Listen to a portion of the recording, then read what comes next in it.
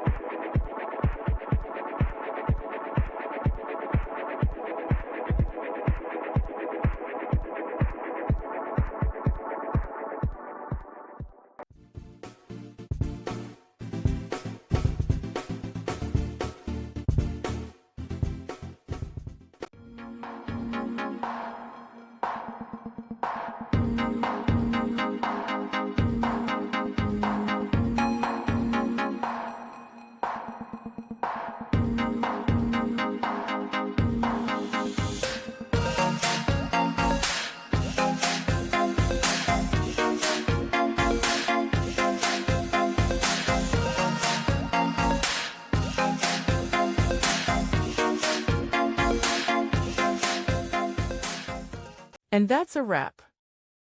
I hope you found the answer you were looking for. If you did, take a second to hit that subscribe button. It really helps out.